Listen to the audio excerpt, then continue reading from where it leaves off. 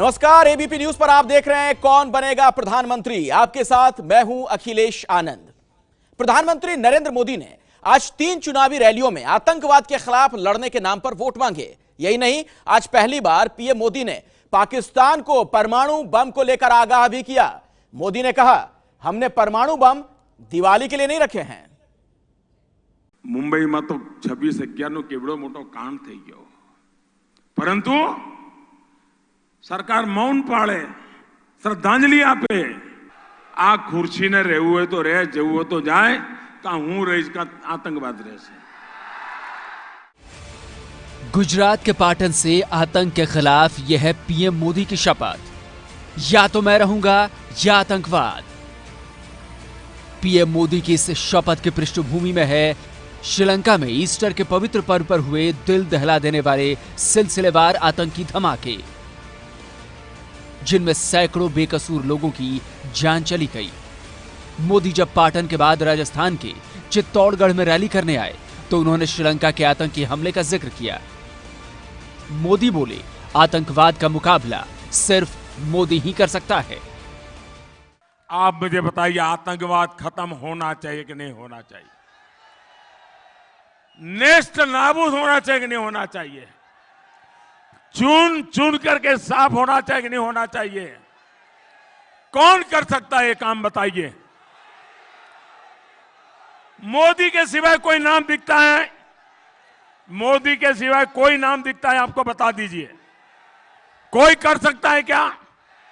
ऐसे लोगों के हाथ में आप अपनी जिंदगी दे सकते हो, अपने बच्चों की जिंदगी दे सकते हो, अपने परिवार की जिंदगी दे सकते हो, हमारे राजस्थान की जिंदगी दे सकते हो, हमारे हिंदुस्तान की जिंदगी दे सकते हो। श्रीलंका में हुए आतंकी हमले के बाद पीएम मोदी ने वोटरों को ये समझाने की कोशिश की कि वो वोट डालने के दौरान राष्ट्रीय सुरक्षा को जरूर ध्यान रखें। मोदी बोले, देश को ऐसी मजबूत सरकार चाहिए जो कि आतंकवाद को पनाह देने वाले पाकिस्तान को माकूल जवाब दे सके। आप मुझे बताइए, आप मजबूत भारत देखना चाहते हैं या फिर मजबूर भारत? आपको पाकिस्तान को जवाब देने वाला भारत चाहते हैं या फिर पाकिस्तान के आगे दबने वाला भारत? आप आतंकियों को मुंह तोड़ जवाब देने वाला भारत चाहते हैं या आतंकी हमले के बाद चुप बैठने वाला भारत चाहते हैं? आपको देश को कमजोर बनाने वाले कांग्रेस चाहिए या फिर देश को मजबूत बनाने वाली भाजपा चाहिए? श्रीलंका में हमले के बाद भारतीय चुनाव में राष्ट्रवाद के मुद्दे को फिर से हवा मिल गई है। गुजरात के पाटन की रैली में तो पीएम मोदी ने एयर स्ट्राइक का भी जिक्र किया। आतंक के सरपरस्तों को सबक सिखाने के लिए मैंने फैसला किया है, उनके घर में घुस करके मारता हूं। भारत ने पाकिस्तान की धमकी से डरने की नीति को छोड़ दिया। ये ठीक किया ना मैंने?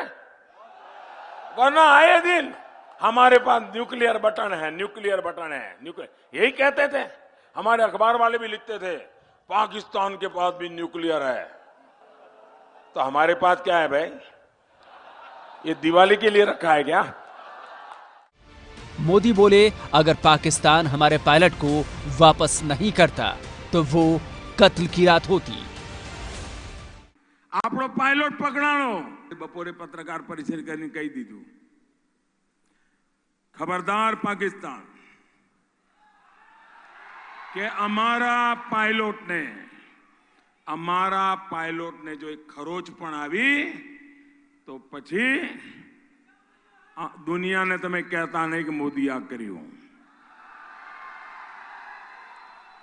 અને તમને ખબર હશે, અમેરિકાના રાષ્ટ્રપતિ એક નિવેદન કર્યું હતું કે ભારત કશું મોટું કરી બેસશે, એવું નિવેદન આવ્યું હતું કે મોદીએ બીજા દિવસે એક સાથે 12 મિસાઇલો હુમલો કરવાનું કરીને ક્યાં કહ્યું હતું? પરિસ્થિતિ ગંભીર થઈ જાત આ સારું થયું કે પાકિસ્તાને પાયલોટને પાછો મોકલવાની જાહેરાત કરી દીધી, નહીં તો એ રાત કતલની રાત હતી। गुजरात के पाटन से राजस्थान के चित्तौड़गढ़ में चुनावी सभाओं में मोदी ये याद दिलाते रहे कि देश को मजबूत नेता की जरूरत है। चित्तौड़गढ़ में मोदी बोले वो अपना राजनीतिक भविष्य दांव पर लगा देंगे, लेकिन देश को नहीं झुकने देंगे। देश को विश्वास है कि मोदी खुद पर वार झेल सकता है, अपना राजनीतिक भविष्य भी दांव पर लगा सकता है, लेकिन देश को कभी झुकने नहीं दे सकता। मोदी संतुष्ट होकर के सोने वालों में से नहीं है। उसके लिए तो तय किया है, शरीर का कण कण, जीवन का पल पल सिर्फ आपके लिए। लेकिन ऐसा नहीं है कि मोदी का राष्ट्रवाद इन चुनावों में आज ही मुखर दिखाई दे रहा है। वो पिछली चुनावी रैलियों में भी गाहे बगाहे एयर स्ट्राइक, सर्जिकल स्ट्राइक, आतंकवाद, पाकिस्तान, सैन्य पराक्रम जैसी तमाम बातों का जिक्र करते रहे हैं।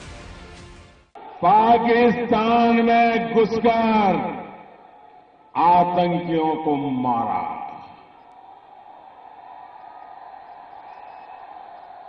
आपको गर्व हुआ? आपको गर्व हुआ? आपका माथा ऊंचा हुआ? आपका सीना चौड़ा हुआ? आपको लगने लगा कि जैसे हमारा सैनिक वहां बम फेंक रहा था और आप यहां तालियां बजा रहे थे, खुशी हुई? आप मुझे बताइए, क्या देश को आतंकवाद से मुक्ति मिलनी चाहिए? लेकिन आज श्रीलंका की राजधानी कोलंबो में चर्च और होटलों में हुए भीषण बम धमाकों के बाद मोदी ने अलग तेवरों में बात की। कहा आतंकवाद से मोदी के अलावा कोई दूसरा नेता नहीं लड़ सकता। भाइयों बहनों, आप सब जब वोट देने जाएंगे, कमल के निशान पर बटन दबाएंगे, तो मन में ये भी तय करिए कि आप बटन दबा रहे हैं आतंकवाद को खत्म करने के लिए। आपकी एक उंगली में ताकत है भाइयों, आपकी उंगली में एक ताकत है। आप कमल के निशान पर बटन दबाओगे, आतंकवाद के खिलाफ लड़ाई की मुझे ताकत मिलेगी। साफ है कि श्रीलंका में हुए आतंकी हमले की गूंज पूरी दुनिया में तो सुनाई दे ही रही है। इन धमाकों की तपिश भारतीय चुनावों में भी महसूस की जाने लगी है। तो कौन बनेगा प्रधानमंत्री में मैं अनुराग मुस्कान अपने कैमरा पर्सन कपिल मिश्रा के साथ एक बार फिर आपका बहुत बहुत स्वागत करता हूं। हम बरेली में, बरेली वालों एक बार जोर से ताली बजा दो। क्या बात है, जनता की बारी। भैया पूछिए सवाल, आराम से, माइक मत पकड़िएगा, मेरी तरफ मत आइएगा, मैं आपके पास आऊंगा। सर मेरा नाम जयप्रकाश राजपूत है और मैं किसी पार्टी से बिलीव नहीं करता हूं। और मेरे मरहूम दादा कहते थे कि बनारस में एक चीज मशहूर होती है, सर बनारसी ठग बहुत मशहूर होते हैं। और मैंने अब तक जितने भी वोट दिए थे भारतीय जनता पार्टी को दिए थे, ये जान के कि एक हिंदू हूं, हिंदू के नाते जब मोदी जी ट्रिपल तलाक पर अध्यादेश ला सकते हैं, तो सन 92 से सुनता हुआ आ रहा हूं कि मंदिर हम बनाएंगे और तारीख नहीं बताएंगे, तारीख हम नहीं बताएंगे। क्या बनेगा अध्यादेश? और संविधान हमारा ये कहता है कि हिंदू भी बराबर है और मुस्लिम भी बराबर है। तो बन गई लेकिन मंदिर नहीं बना पाए, इसलिए चौकीदार चोर है।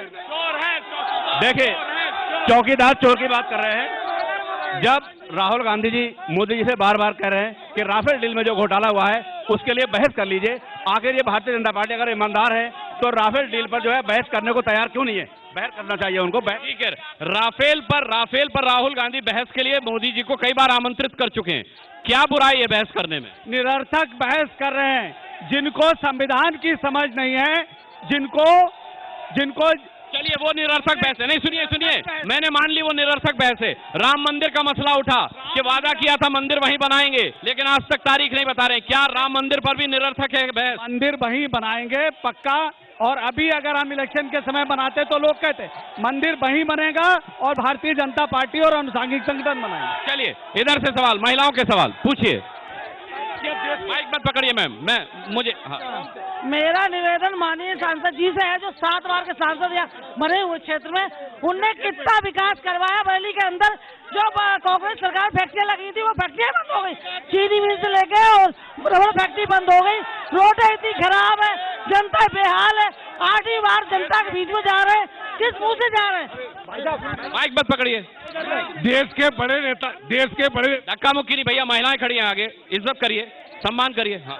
देश के बड़े नेताओं में कोई ऐसा है नेता जो मोदी से अधिक कम संपत्ति का हो, वो मोदी से कम संपत्ति का हो। मोदी को चोर बता रहे हैं, देश में कोई ऐसा नेता है जो मोदी से कम संपत्ति का हो? आराम से खड़े रहिए।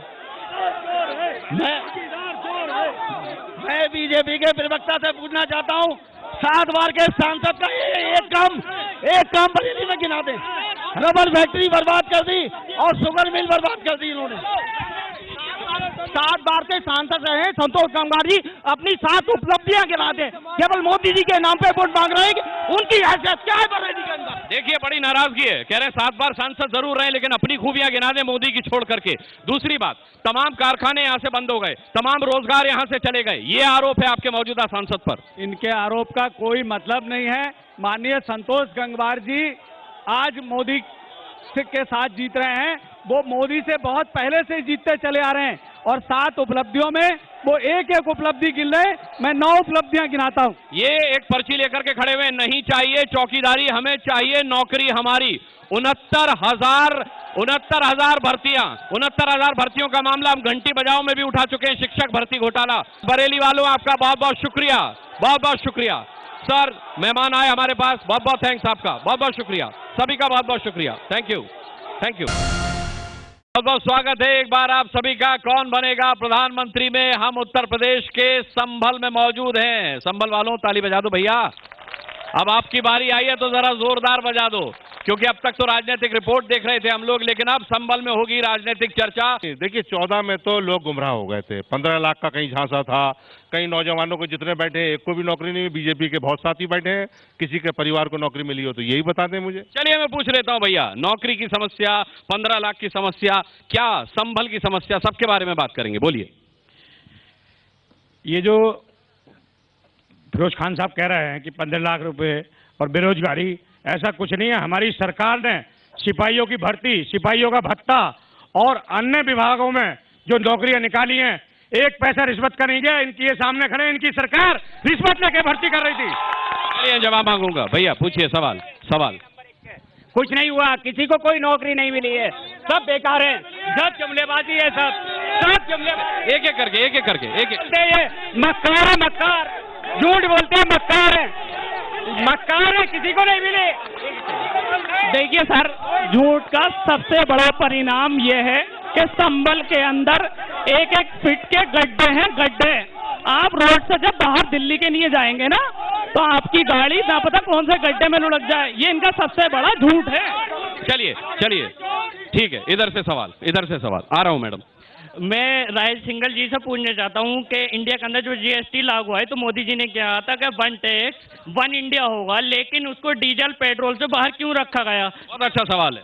मेरा बीजेपी के राजेश सिंगल जी से वो है सवाल है कि योगी जी ने जब शपथ ली थी तो उस वक्त 2700 करोड़ रुपए एडीबी बैंक से लोन लिया था, जबकि सेंटर में उनकी सरकार थी। और उसके बाद भी सड़कों का हाल ये देखिए, आप संभल से दिल्ली चले जाइए, संभल से अमरोहा चले जाइए, संभल से बैजूल चले जाइए, संभल से चंदौली चले जाइए, कोई सड़क ऐसी नहीं है जहां पर गड्ढे न हो। इनके पास, इनके प्रधानमंत्री के पास और इनके पास सिवाय जुमलेबाजी के अलावा कुछ नहीं है, और पब्लिक को गुमराह करने के अलावा कुछ नहीं है। अगर आप ही देखिए, अगर कोई मरीज हार्ट अटैक का हो और वो दिल्ली जाना चाहता हो, और तो अगर रास्ते में उसे किसी चीज की जरूरत पड़े, ये कहिए पथरी का मरीज भी दिल्ली जाएगा तो हार्ट अटैक हो जाएगा उसको, ऐसी सड़कें।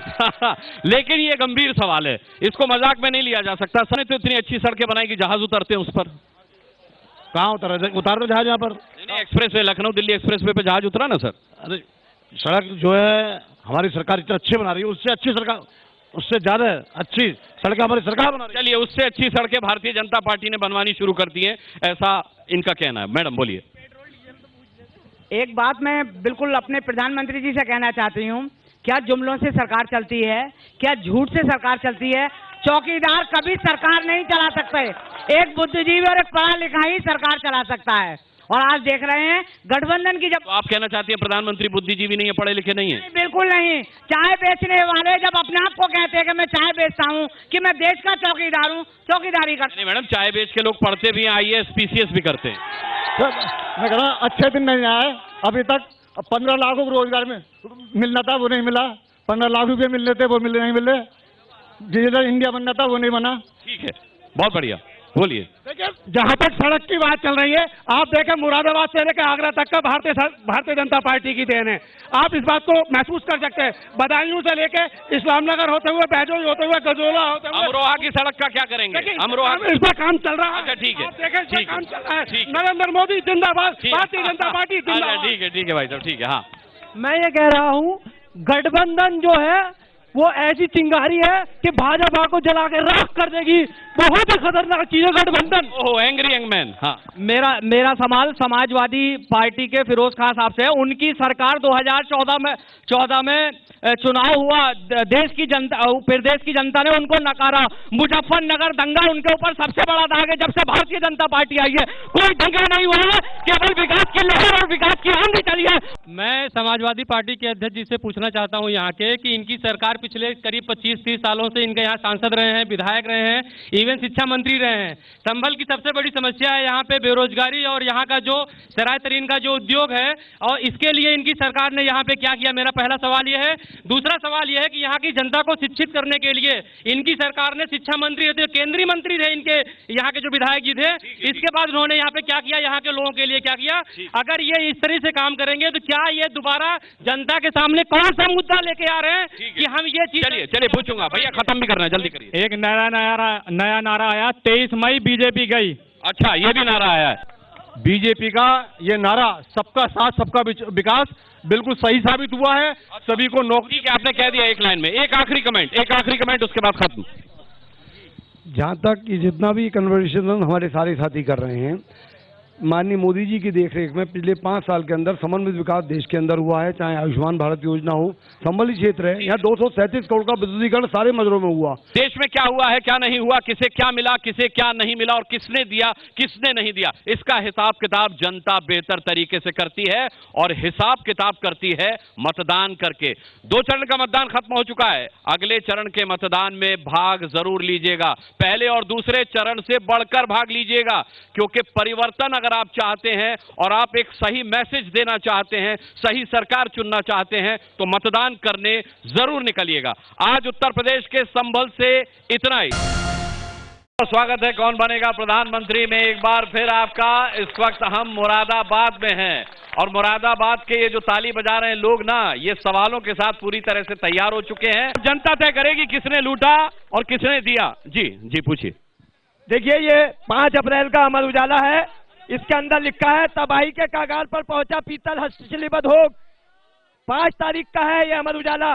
और मैं बीजेपी के पूछना चाहता हूं कि मुरादाबाद का एक्सपोर्टर 14,000 करोड़ रुपया विदेशी मुद्रा कमाकर भारत सरकार को दिया करता था, जो आज घट के 7,500 करोड़ लग गया। 5 साल के अंदर नोटबंदी के कारण। ये अखबार तो आपने दिखा दिया, लेकिन अभी मोदी साहब हमारे शो से पहले व्यापारियों को संबोधित कर रहे थे, वो नहीं सुना आपने? वो जुमले हैं, वो झूठे जुमले हैं 2014 के अंदर जो दिए थे। मगर मेरा सवाल सुन लीजिए। नोटबंदी के कारण, GST के कारण जिस तरीके से मुरादाबाद के पीतल उद्योग को बर्बाद किया गया है, 23 तारीख को इंशाअल्लाह मैं भाजपा के नेताओं को यकीन दिलाता हूं कि मुरादाबाद नहीं, पूरे उत्तर प्रदेश से महागठबंधन इन्हें बर्बाद कर देगा। ये मैं इन्हें यकीन दिला रहा हूं। दूसरा सवाल इनसे मेरा यह है कि सारे सवाल आप ही पूछ लेंगे क्या? एक BSNL वाले को 10 महीने से तनख्वाह नहीं दे रहे। इन्होंने विकास का वायदा करा था, विकास हुआ? और याद रखिएगा ये सवाल। हाँ जी, 5 साल तक मोदी ने मन की बात करी, जन की बात क्यों नहीं करी? ये मैं सभी दलों के नेताओं से पूछना चाहता हूं कि वो हिंदू मुस्लिम की बात करते हैं, मैं उनके लिए एक शेर कहना चाहता हूँ, सुनो भाई, कि क्या बनाने आए थे क्या बना बैठे, कहीं मंदिर बना बैठे कहीं मस्जिद बना बैठे, और हमसे तो अच्छी जात है उन परिंदों की, कभी मंदिर पे जा बैठे कभी मस्जिद पे जा बैठे। जोरदार तालियां भैया। मेरा सवाल सीधे सीधे कांग्रेस और बीजेपी दोनों से है।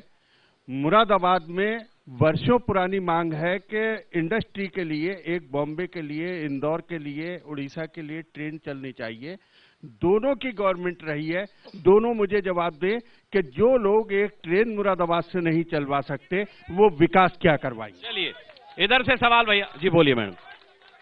मैं आज गठबंधन से नारी शक्ति की तरफ से जो देश की आधी आबादी है, ये प्रश्न करना चाहती हूँ कि आपके आजम खान की सोच आपकी पूरी पार्टी की सोच को दर्शाती है, क्योंकि आपके किसी भी नेता ने इस बयान पे माफी नहीं मांगी, और आगामी 23 अप्रैल को चुनाव में नारी शक्ति इसका जवाब अपने वोट से देगी। और आज आपके नेता आजम खान ने मीडिया को भी बदनाम करा, जिसने असली चेहरा दिखाया, सामने लाया, तो आजम खान उन्हीं पे बरस पड़े, मीडिया को ही गाली देने लगे। वाह, ठीक है, जवाब लूंगा मैं, जवाब लूंगा भैया। सवाल, हाँ 1 मिनट भैया, आ रहा हूं। मैं बीजेपी की प्रवक्ता से सिर्फ एक सवाल मालूम करना चाह रहा हूं। मेरा नाम सैयद सिकंदर अली है। 2014 में मोदी जी ने एक ऐलान किया था, सबका साथ सबका विकास, तो फिर 2014 से 2019 तक लोकसभा का हमें मुसलमानों को अपने सिंबल से टिकट क्यों नहीं दिया, विधानसभा में भी और लोकसभा में भी? जवाब दीजिएगा। देखिए, मैं इनसे सवाल करना चाहता हूं, जब अखिलेश साहब की सरकार रही थी उन्होंने खुद कहा था कि जमीन की राजनीति छोड़िए, अब काम करिए। इतनी दलाली हुई जमीन की, इतनी दलाली हुई, आज फिर से वही करना चाहते हैं। और बीजेपी के दौर में नंगी तलवारें लेके सड़कों पे घूम रहे हैं, उन पे कोई दफा नहीं लगती। ठीक है सर, मैं आपसे पूछना चाहता हूं कि हमारी तो 3 गठबंधन की पार्टी है, आपने कितनी पार्टियों से गठबंधन कर रखा है? 37। मेरा सवाल भारतीय जनता पार्टी के प्रवक्ता से है कि इनकी प्रदेश में भी सरकार है और केंद्र में भी सरकार है, और मुरादाबाद मंडल के अंदर बहुत समय से मांग उठ रही है यूनिवर्सिटी की, सरकारी यूनिवर्सिटी की। आज तक इनकी डबल इंजन की सरकार थी, उसके बावजूद भी मुरादाबाद में आज तक सरकारी यूनिवर्सिटी। ठीक है सर, मेरा सवाल कांग्रेस के प्रवक्ता जी से है। उनका मैनिफेस्टो में जो स्लोगन है, अब होगा न्याय। तो जब से देश आजाद हुआ है कांग्रेस सबसे ज्यादा शासन किया है, तो उनको न्याय की अब याद आई, इससे पहले न्याय किया? बहुत बढ़िया सवाल, पूछूंगा। सर, मेरा सवाल बीजेपी के प्रवक्ता जी से है, और ये हर मुरादाबाद के युवा का सवाल है। हम लोग मंदिर, मस्जिद, शमशान और कब्रिस्तान से ऊब चुके हैं। हमें चाहिए रोजगार, हमें इंजीनियरिंग ग्रेजुएट, हमें रोजगार कब मिलेगा? हमें बीजेपी की सरकार रोजगार मिलेगा। आप केंद्र में हो, प्रदेश में हो, हमें रोजगार चाहिए, जॉब चाहिए, सरकारी नौकरी चाहिए, हमें नहीं चाहिए। भैया, हमारा मामला एक ही है, 69,000 शिक्षक भर्ती है, जहाँ बीएड और बीटीसी वाले 110 115 नंबर लाए हुए हैं, वो बाहर है भर्ती से, जबकि शिक्षा में 60 और 67 नंबर ला रहे हैं, वो भर्ती के अंदर है। तो आप क्या चाहते हैं कि अयोग्य व्यक्ति शिक्षक बने और योग्य व्यक्ति सड़कों पे घूमे? तो आप ये बताएं कि सरकार की गलत नीतियों के कारण सारी भर्तियां जो वो कोर्ट में जा रही है। ठीक है, पूछ, बोलिए। सर, मैं बीजेपी के प्रवक्ता साहब से और कांग्रेस के प्रवक्ता साहब से पूछना चाहता हूं, इन्होंने पुरानी पेंशन पे क्या किया? सभी कर्मचारी, शिक्षक, अधिकारी परेशान हैं। जो आज उत्तर प्रदेश के मुरादाबाद से इतना ही। अब आपसे कौन बनेगा प्रधानमंत्री में मुलाकात होगी सोमवार को फर्रुखाबाद से। बनिएगा, जुड़िएगा हमारे साथ 7 से 8 सोमवार को। आज मुरादाबाद का बहुत बहुत शुक्रिया, बहुत बहुत धन्यवाद आप।